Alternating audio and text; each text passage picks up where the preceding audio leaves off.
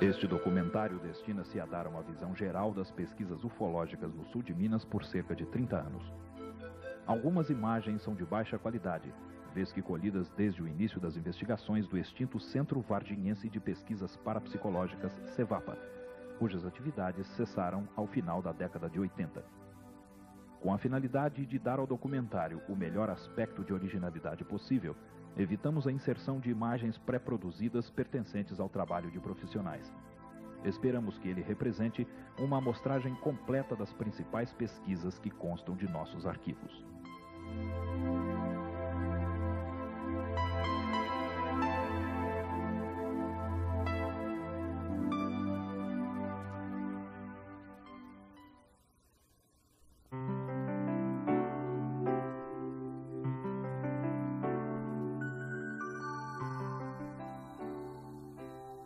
Rico em lendas e fatos incomuns, o estado de Minas Gerais é de grande interesse para a ufologia.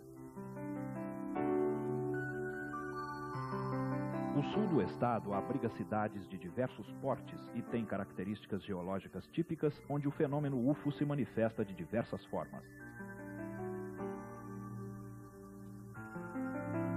Alguns locais são palco de aparições importantes e estão sobre composições geológicas idênticas.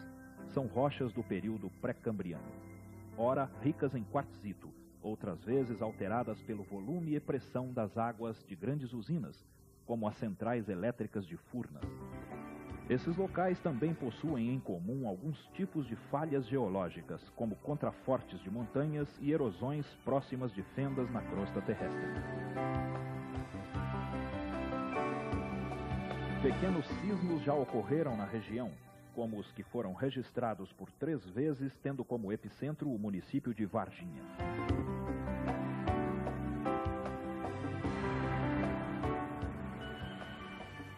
Em ufologia, os estudos de ortotenias, feitos por Aimé Michel e outros, demonstraram que em regiões assim as manifestações de OVNIs são mais numerosas. Muitas podem ser explicadas como fatos naturais, quase sempre de fundo eletromagnético.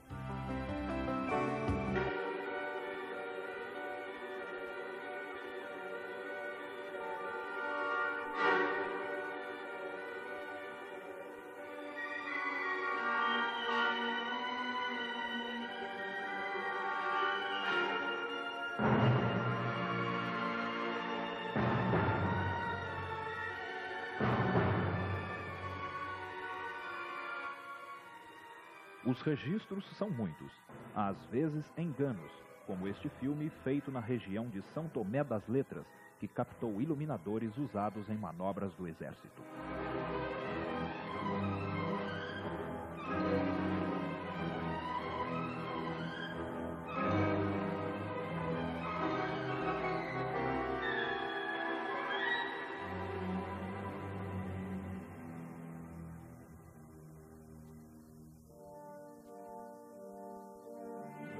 Ou como este, ao que tudo indica, uma pipa com uma lâmpada.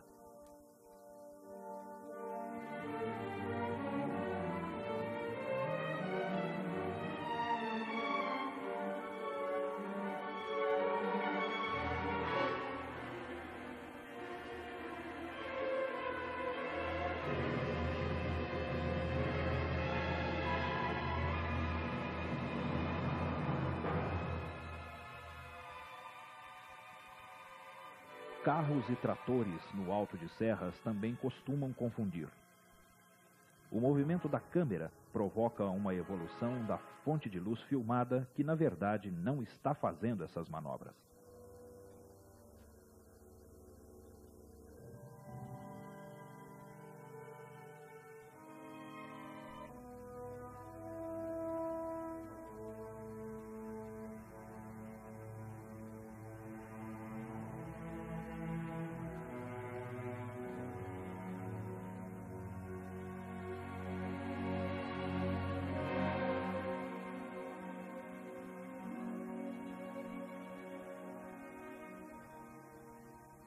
Campanha é uma cidade histórica com mais de 250 anos.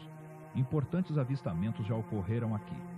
Também existe uma barragem, a usina do Chicão, hoje mantida pelas Centrais Elétricas de Minas Gerais.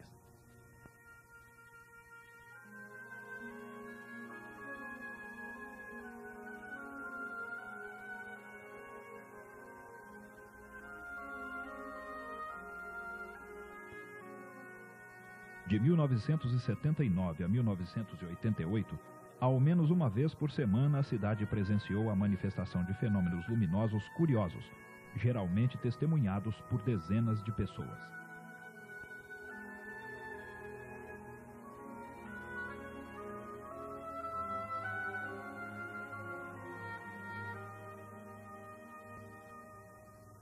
Um grupo informal de interessados em ufologia vem cuidando de registrar os diversos casos. Um fenômeno grandioso foi presenciado por dezenas de moradores. A professora Angelina Serrano, líder do grupo, conta o avistamento de um enorme objeto que chegou a tapar uma parte do céu da cidade. Eu vi aquele movimento das pessoas em frente ao Cine Palácio, apontando para o céu. Nesse momento eu corri até a esquina da rua Nossa Senhora de Sion. Tamanho foi o meu espanto ao observar um objeto imenso que vinha em nossa direção, em direção às palmeiras da praça. E eu procurei um lugar mais obscuro, um lugar mais escuro para uma observação melhor. Quando eu percebi o tamanho do objeto, era um Zeppelin. O objeto deveria ter uns 30 metros de comprimento por 15 ou 18 de diâmetro. Parecia um casco de navio. Aliás, o objeto dava a impressão de que fosse um navio mesmo, um casco desgastado pelo tempo, uma coisa enferrujada com umas manchas de ferrugem. Neste momento eu fui observar as pessoas e percebi pessoas subindo nas palmeiras imperiais. Estava baixíssimo. Ele cobriu mais ou menos um terço do céu, o céu estava estrelado.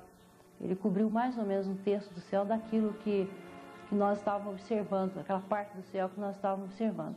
As pessoas começaram a entrar nos carros, em Fusca, 10 pessoas, 8 pessoas dentro do Fusca, para observar o objeto e seguir.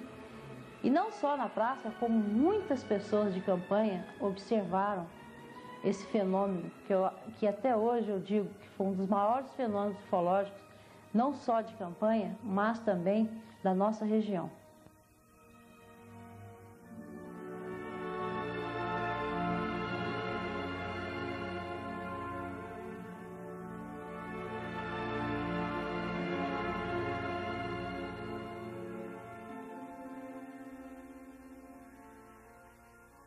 Encontrei essas pessoas, todo mundo conversando, o que era aquilo que tinha passado no céu, parecia um zeppelin ou alguma coisa.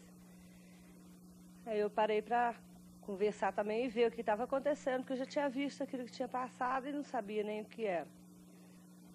Aí a gente estava ali na esquina conversando, quando ele teve um sentido assim, o que passou que eu vi foi para lá. E a esquina é aqui, e esse sentido assim.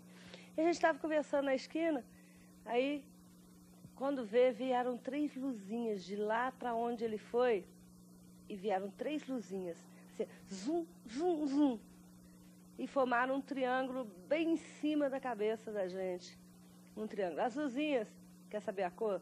Era a cor natural de luz, era amarelo, prateado, sei lá que cor, uma cor natural de luz. E formaram um triângulo no céu. E ficaram assim, ó, nem 1 segundo ou 2, sei lá, não deu para contar.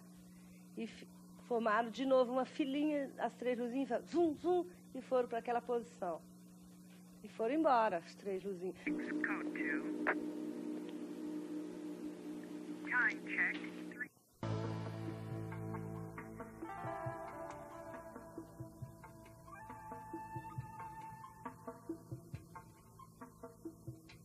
São Tomé das Letras, conhecida pelo seu ar de mistério, encontra-se a mais de 1.700 metros de altitude.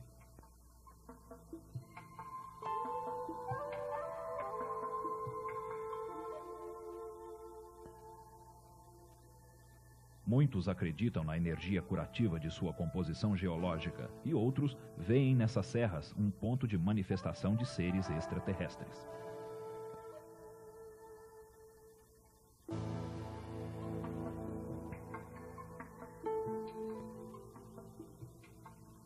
O oriental Luiz Noronha pesquisa São Tomé há mais de 30 anos e se radicou na cidade. Já publicou alguns trabalhos para científicos e de cunho místico. Em 26 de março de 96, Noronha flagrou a passagem de um possível objeto voador não identificado logo ao cair da noite. Aquele dia eu estava filmando o pôr do sol. E havia um pôr do sol muito bonito aquele dia. Quando eu olhei no céu, vi uma pequena, parecia um charutinho, tá? Eu notei que estava andando. Aí simplesmente eu virei a câmera para o lado onde estava aquele objeto e continuei a filmar.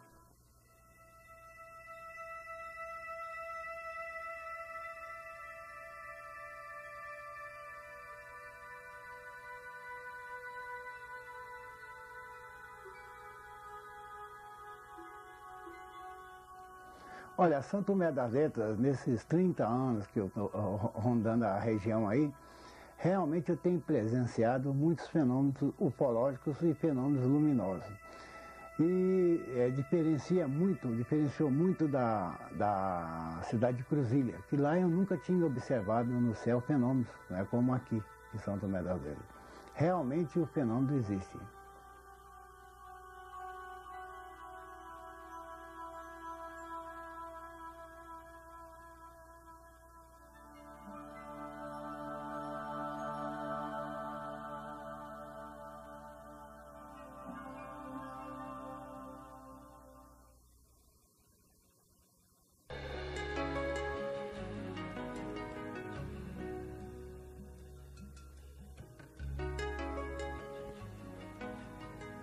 Em Cruzília, grandes círculos apareceram subitamente neste morro que pode ser avistado de várias partes da cidade. O capim cresceu de forma anormal com o surgimento súbito de muitos cogumelos totalmente desidratados.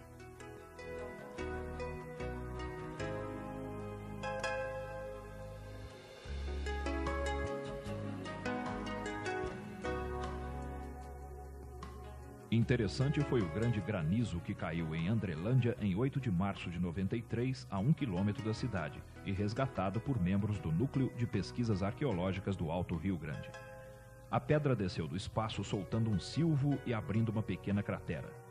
O céu estava sem nuvens e o tempo muito quente, quando o corpo precipitou-se perto de 15 pessoas que trabalhavam em uma olaria. O objeto é frio e, retirado do freezer, passa do estado sólido diretamente ao gasoso, sublimando, tratando-se ao que parece de gás solidificado. Exalava um forte cheiro parecido com o de massa de pão fermentada.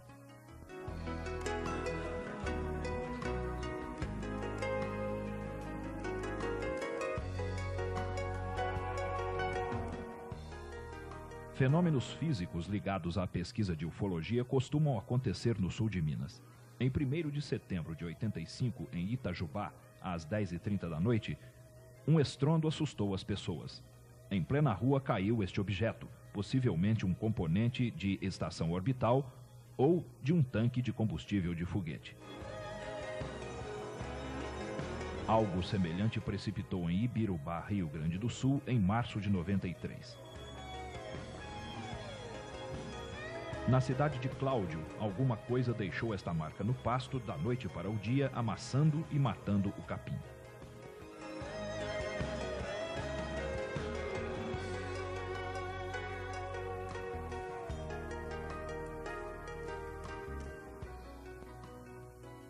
O céu do sul de Minas é um bom sítio de treinamento para ufólogos. Nuvens lenticulares, geralmente confundidas em fotografias com discos voadores, se formam regularmente.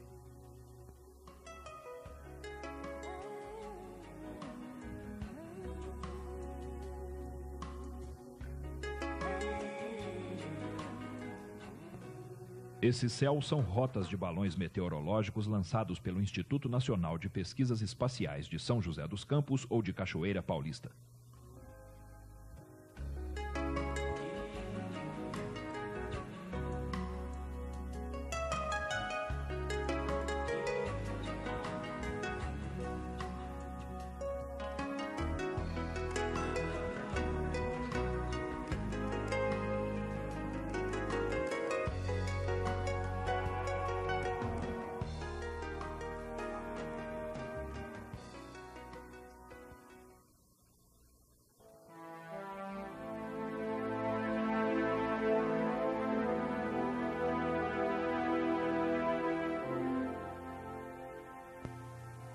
Como vem ocorrendo cada vez mais em todo o mundo, os fenômenos no sul de Minas não são meros avistamentos. Casos de abdução, que já se tornaram clássicos da ufologia, caracterizam a região como um campo importante de pesquisas.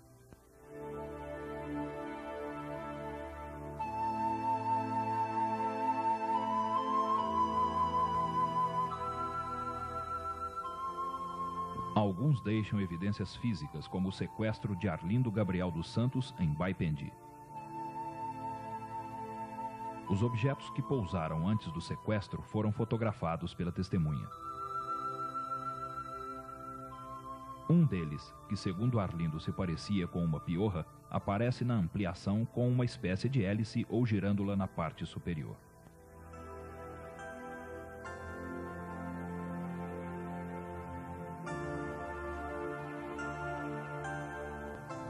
O outro transformou-se em uma nuvem de fumaça ou névoa ao fundo da planície.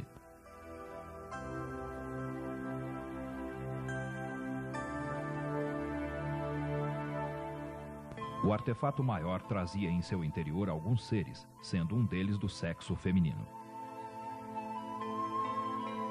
Deixou no chão marcas visíveis, das quais foram tirados moldes em gesso.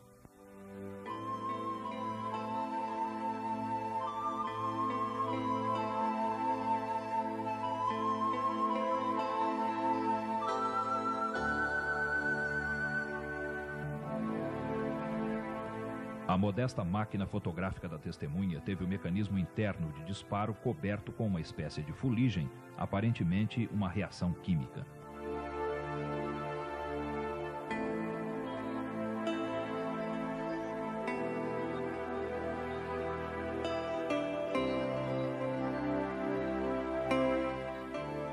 O embornal de pano que Arlindo trazia consigo foi reencontrado no local do sequestro, contendo estranhos caracteres, posteriormente identificados como formas hebraicas arcaicas.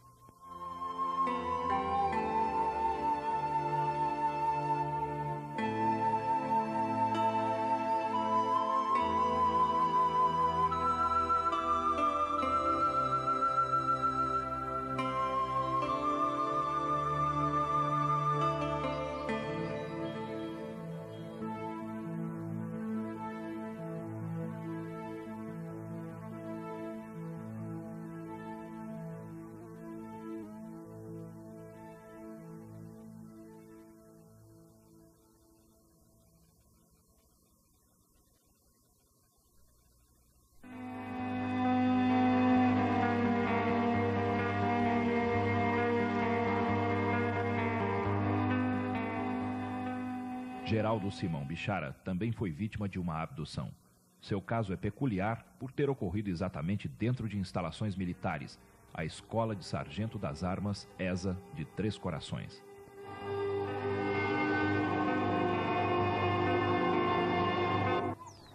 Em 1962, quando eu prestava o serviço militar na Escola de Sargento das Armas, em Três Corações, em uma noite, mais precisamente no dia 26 de agosto, às 0 horas, eu iniciei meu trabalho de guarda no Paiol das Munições. E foi nesse momento que houve uma interrupção na energia elétrica, ou seja, acabou a luz na cidade inteira, e aonde eu estava, e nas imediações, estava tudo escuro. E foi nesse momento que surgiu acima da minha cabeça uma espécie de um holofote muito forte, uma luz azul bem clara, e a qual me paralisou. E essa luz a gente poderia observar que ela tinha uma circunferência de uns 12 metros no solo. E eu tentei dar um tiro de alarme para avisar os outros colegas meus, guardas que estavam no corpo da guarda.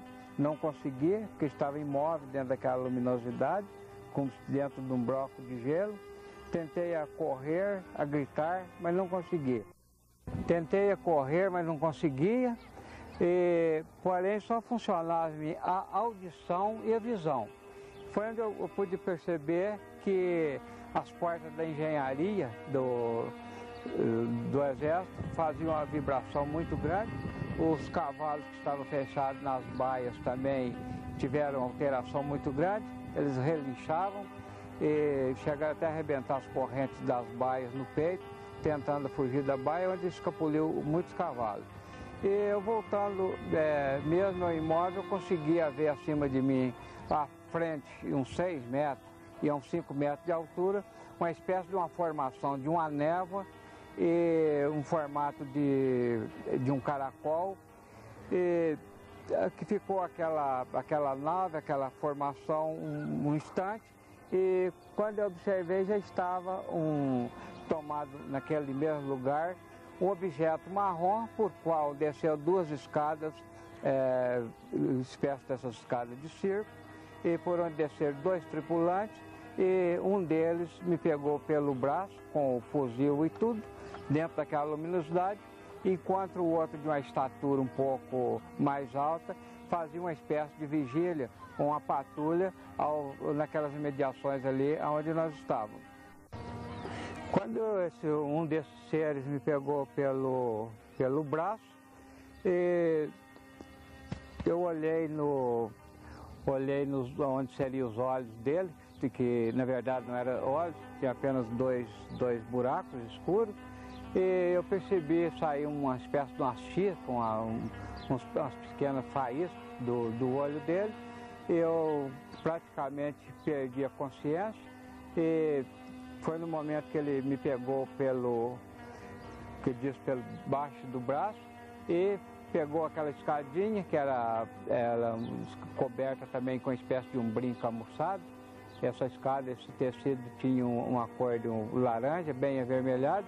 Ele puxou o degrau da escada até a altura da clavícula e aquela escada subiu com nós dois para dentro do interior de um objeto. Esse mesmo objeto que estava parado a uns 6 metros de altura. E ela voltando e retornando ao solo, eu olhei no que seriam os olhos dele, tornei a perder a consciência e aí ficou escuro, um bom tempo, até que eu recobrei a consciência. Eu estava já num outro lugar com várias repartições, vários compartimentos, onde tinha muitas criaturas com uniforme, do mesmo jeito daqueles que desceram embaixo para me pegar.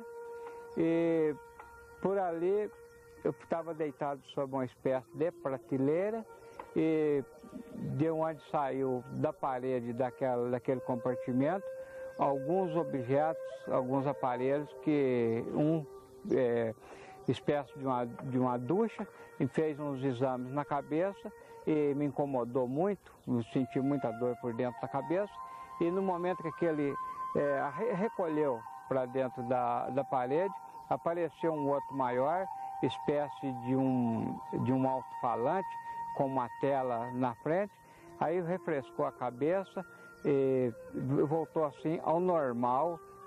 Eu estava sentindo bem à vontade. Foi onde eu tive a oportunidade de observar, de perceber algumas coisas que eu vi dentro daquele compartimento. No momento que eu estava nesse compartimento, eu pude observar o meu fuzil em pé, à minha frente, ao canto esquerdo, e percebi também que estava um ambiente assim muito frio. Foi gelando, como se eu estivesse dentro de uma cama frigorífica. E nesse momento também começou a surgir um cheiro muito forte, espécie de amônia ou amoníaco, e quase eu fui assim, perdendo a consciência novamente. E foi no momento que eu vi do lado esquerdo um visor de uns 40 centímetros por 60, e onde tinha apenas um caractere, um sinal de mais em alto relevo, ou seja, uma cruzeta preta acima desse caractere. E do lado direito, um outro visor de uns 80 centímetros por uns 2 metros, pelo qual, através deles, eu pude verificar várias criaturas transitando, porém tudo em silêncio. Na medida que aquela localidade foi esfriando e foi aumentando aquele cheiro de amônia, eu fui, não sei se senti mal, o que aconteceu, me apareceu uma substância na boca, uma coisa viçosa, muito amargo, e eu pedi água para um daqueles tripulantes para poder lavar a boca, a qual não me deu atenção nenhuma, e eu fiquei um pouco agressivo e pensei em descer daquele local que eu estava. Eu acabei caindo no chão e com muita dificuldade, deitado, eu procurei pegar o meu fuzil, que eu me vi assim, quase na obrigação de pelo menos pegar a baioneta de fuzil, que eu estava com a baioneta calada, e eu não consegui sequer desencostar o fuzil da parede, segurando pela bandoleira. E foi no momento que esses dois tripulantes chegaram perto de mim e acenaram, pedindo para que eu entregasse o fuzil para ele, não com palavras, mas apenas acenando. Eu fiquei agressivo, até acabei xingando eles, não quis entregar a arma, e eles saíram um pouco. E naquilo que eles saíram, eles voltaram em três. Um outro tripulante com um uniforme cor de mel, porém com mais aparência humana, mas muito branco, sem cabelo, sem sobrancelhas, e estava no meio desses dois. E um detalhe que eu observei é que quando eles chegaram e quando eles saíram, eles andavam sempre com o ombro colado um no outro. Ou seja, esse que estava com um uniforme diferente estava no meio e os dois com uniforme cor laranja nas laterais.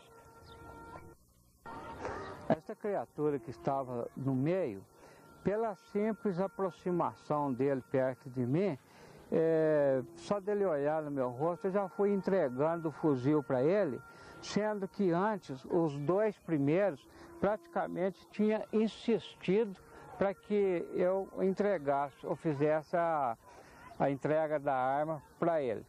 E eu achei interessante que, pelo simples fato, já me deu assim, aquela vontade de fui entregando sem ele falar, sem ele pedir. E no momento que eu entreguei, passei a arma para ele, um desses que estava uniformizado, com uniforme cor laranja, ele chegou perto de mim. Eu olhando novamente onde seriam os olhos, bem no rosto dele, e aí apareceu as mesmas chispas, os mesmos rabiscos de luzes, e perdi a consciência novamente, tornou tudo escuro, e quando eu recobrei a consciência, eu já estava cambaleando no corpo da guarda, de onde tinha me pego antes, e que eu pude observar já uma espécie da retirada deles. As escadas já estavam voltando para dentro do objeto, as duas escadinhas, sendo que o da direita penetrou no objeto primeiro e o da esquerda atrasou um pouquinho. E sumiu aquele aparelho daquela localidade, reaparecendo na mesma imediação um outro objeto bem maior, também marrom, e passando e acendendo ou clareando aquele holofote muito forte. Novamente os cavalos tendo muita alteração, as portas da engenharia dando as vibrações, e os canoões metálicos que estavam guardados no barracão que estava para trás de mim, uns 40 ou 60 metros, também vibraram muito, chegou até a cair o canoão metálico do estaleiro.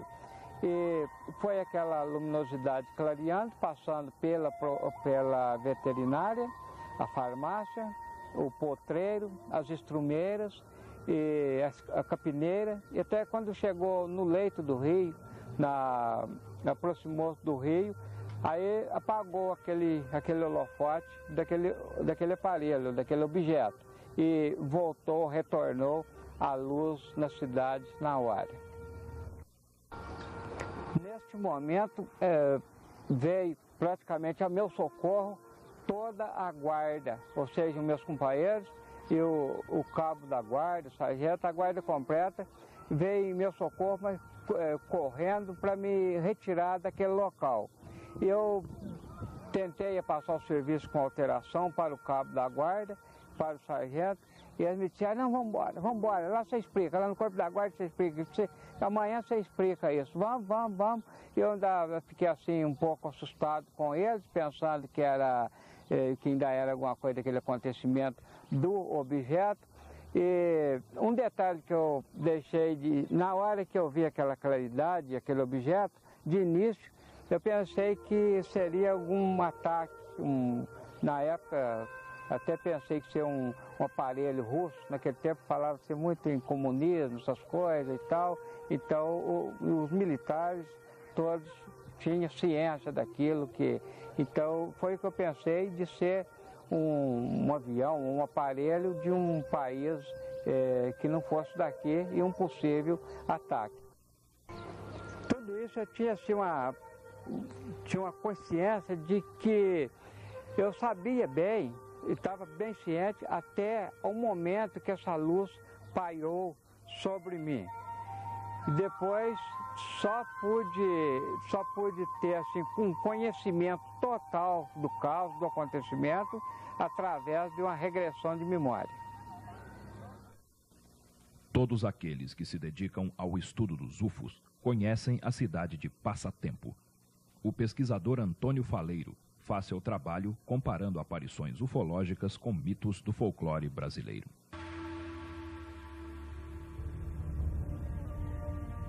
Minhas pesquisas no município de Passatempo contribuíram muito para a ufologia no sentido de fazer a relação OVNIs e folclore. Foi aqui que eu consegui fazer esta relação, pesquisando as lendas e mitos da região. A lenda da Mãe do Ouro, na região do município de Passatempo, foi que me levou a descobrir a relação entre os OVNIs e folclore. Pois eu perguntava aos moradores rurais se eles tinham visto discos voadores, mas todos diziam que não. No entanto, falavam muito sobre a suposta Mãe do Ouro. Era uma bola de fogo que voava de uma serra para outra. A mula sem cabeça é uma lenda nacional e muito antiga. E nos mostra um OVNI pousado com o holofote aceso à frente. Já a mulher de branco é a visão de OVNIs em forma de cone ou sino, ou então um facho luminoso emitido pela nave em direção ao solo, dando a impressão de uma mulher vestida de branco dos pés à cabeça. Temos também o boitatá, que é uma lenda do norte, a cobra de fogo. E temos também o Mibaitatá, que foi descrito por Anchieta em 1560, que era um facho cintilante que perseguia os índios. A foto que nós conseguimos fazer em 14 de junho de 1980 nos mostra uma nave-mãe que foi vista não só no Brasil, mas no Chile, na Argentina e na Rússia, e que tivemos a felicidade de fotografar. Já tivemos dezenas de contatos de primeiro grau aqui no município de Passatempo. Inclusive, em uma determinada vez, nós pudemos fazer contatos através de luzes com um OVNI que estava pairando acima de uma serra. Ele respondendo sempre na mesma sequência de piscadas que fazíamos com o farol de uma motocicleta.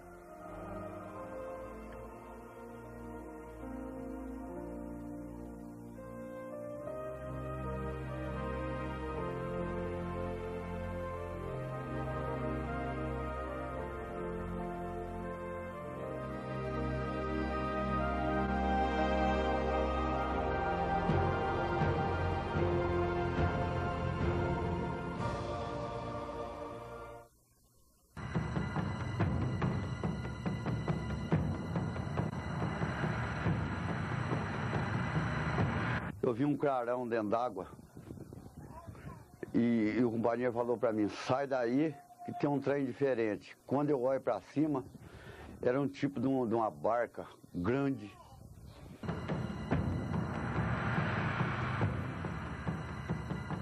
Mas na mesma hora que ele estava distante, perto da gente, ele já estava distante muito longe. Estava bem longe. Ele era muito rápido.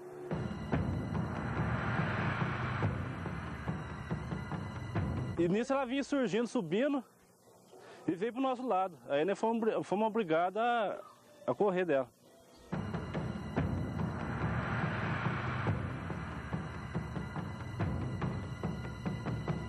Ele entrou, ele atravessou por lá, entrou, veio naquele fundo que é banana ali, saiu no beco, do beco ele veio até aqui naquele poste ali, ó.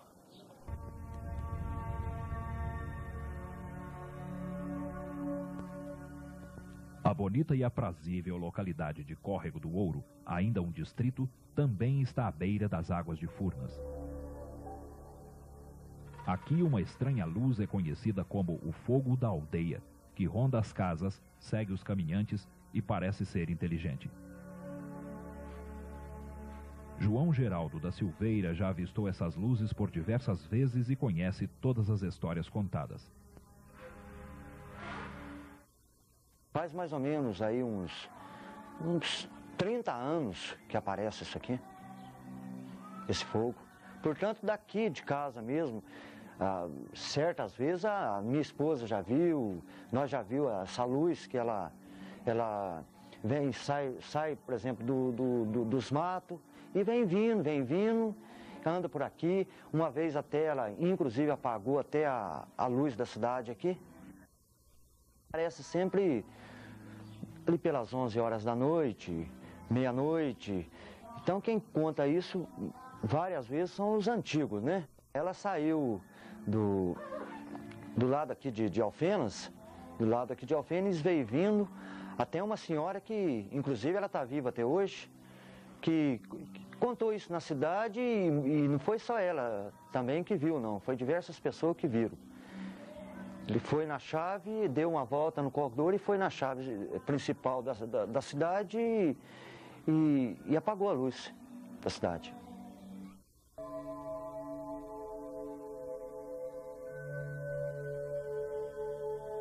O fogo ali é assim, ele aparece lá naquela casa velha ali do Juquinha, na Ponte Nova ali. Lá naquele morro, lá em cima, naquele matinho lá, ele vem descendo para mata abaixo. Vem vindo, ele chega naquela tapera ali, ele fica lá em cima da casa. Veio aqui em cima da casa do Joé, aqui na entrada aqui desse sítio. Veio no portão do Cláudio ali, da Gerardo, dentro do Córrego do Ouro. E veio no portão do Cláudio ali, na casa da frente. Depois ele entrou, ele atravessou por lá, entrou, veio naquele fundo que é banana ali, saiu no beco. Do beco ele veio até aqui naquele poste ali, ó. Aquele transformador da entrada ali que tem aquela caixinha. Ali ele acendeu um fogo muito grande, pegou debaixo, até as crianças até ficou com medo, correu para dentro. E depois ele subiu para cima, foi lá pro campo de futebol para lá no poste do Juvenal.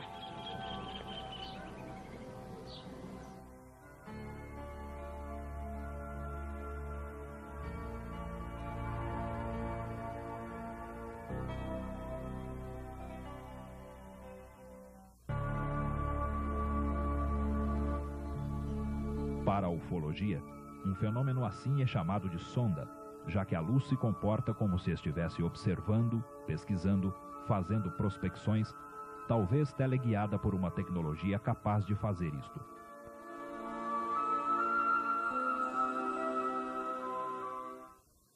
Uns falam que é mãe de ouro, outros falam que é assombração, né? Então assombração não é, né? E outros falam que vamos até achar engraçado, a arma perdida.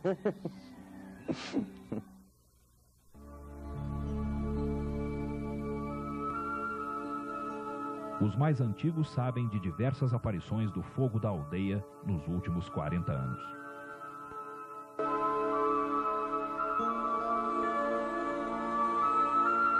Eu até não lembro, mas havia fogo, corria muito de medo, outros até cercavam no caminho, fazia aquele calorão, abaixava no freguês, o freguês tentava acender um fogo, mais ele queimava, apagava o fogo, ele acarmava, tornava a acender o fogo, ele esquentava a pessoa, o fogo precisava apagar o fogo, porque senão ele queimava a pessoa. Quando o fogo descia sobre ele acendia a lanterna, o fogo esquentava mais. Aí abaixava nele, esquentava, precisava apagar a lanterna. Aí pagava e saía correndo. Ele acompanhava desde até uma altura, depois ia embora, sumia. Mas na mesma hora que ele estava distante, perto da gente, ele já estava distante, muito longe. Estava bem longe. Ele era muito rápido. Ele vinha numa altura baixa, de 1,5 m, 2 metros. E vinha de diversas cores. Ele vermelhava, verdeava, clareava. E vinha vindo, suspendia, descia, e vinha vindo para o lado da gente. Ele chiava assim. Ele tinha um chiadinho. E o povo falava que isso era um batatá, como o povo diz. Eu nem sei o que é isso. Que primeiro existia o tal de batatá, que queimava um pau, uma coisa, assustava muita gente. No outro dia ia lá na árvore, estava do mesmo jeito. Outro que atestava as manifestações do fenômeno conhecido de todos da pequena cidade era o falecido seu Bebé, que inclusive chegou a se aproximar de uma sonda com mais 3 companheiros. Veio o irmão que morava na roça, e ele chegou lá e falou assim, vamos ali que tem um fogo debaixo de uma árvore. E nós saímos e fomos, e estava mesmo, e nós rodeamos, escurlamos em roda dele lá, e ele ficou no meio, e nós fazemos a roda bem tempo. E ele não saiu, e nós também paramos. E, de repente, ele saiu, e nós não viu, ele passaram no meio de nós. Já estava debaixo dessa estrada aqui, ó. Aí sumiu. Mais ou menos no escurecer. Estava zanzando ali, eu falei, achando que era aí uns namorados que estavam com lanterna, essas coisas. E eu vi, ele estava no barranco, pertinho mesmo, o barranco está lá até hoje. Eu ainda cheguei, ainda caçoei e falei, nada, não mudou de lugar. Ficava só isso, grande.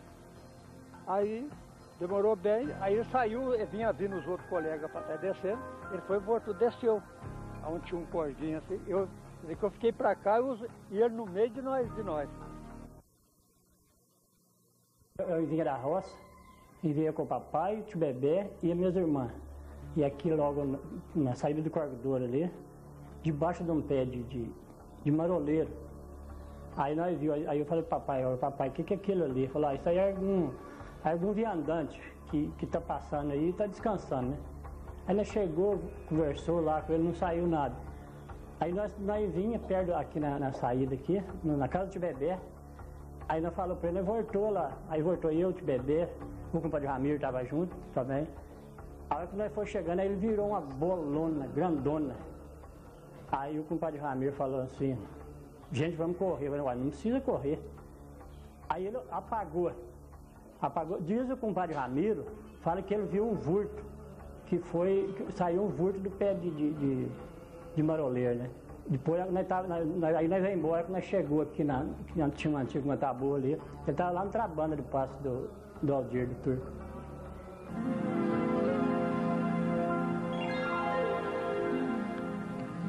Ao início da década de 80, o grupo de ufólogos do então Centro Varginhense de Pesquisas Parapsicológicas realizou uma série de vigílias e medições em Córrego do Ouro.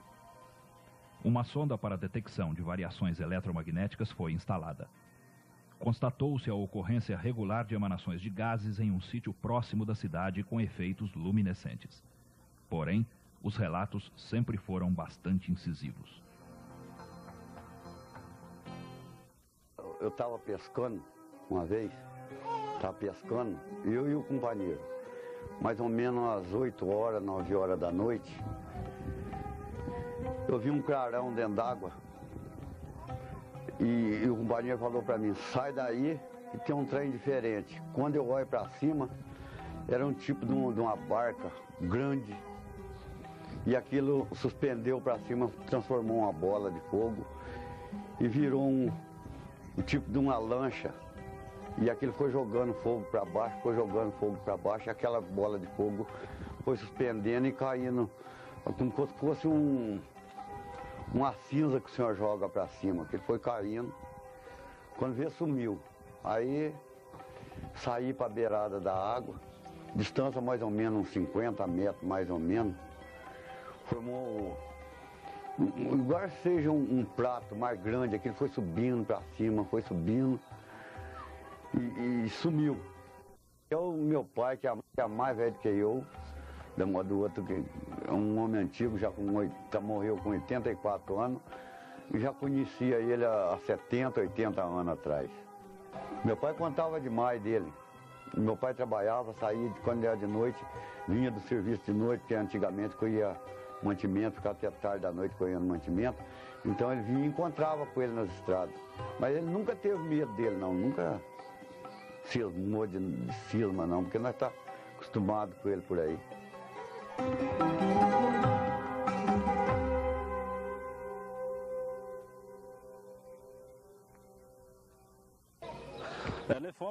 Nós fomos caçar e à noite. Aí de repente surgiu uma tocha assim pra cima na capoeira. Aí aquela tocha subia, de repente ela baixava e diminuía, né? Quando vê, ela tornava aquela tocha e começava a aumentar, né? E dando aquela claridade grande, né? E nisso ela vinha surgindo, subindo e veio pro nosso lado. Aí nós fomos obrigados a correr dela. Porque ela vinha assustadora, né? Assustando a gente. Nós saímos daqui do Corgola, meio escuro, né? Quando chegou lá perto daquela ponte, aí apareceu o fogo no meio da rua, no meio da linha lá, ó. Aí nós não tinha como passar. Aí eu comecei a rezar e ele desapareceu, foi minguando, porque o fogo era muito grande. Aí e foi muito de repente que apareceu aquilo lá, nós não sabíamos como fazia, era só eu e o irmão meu.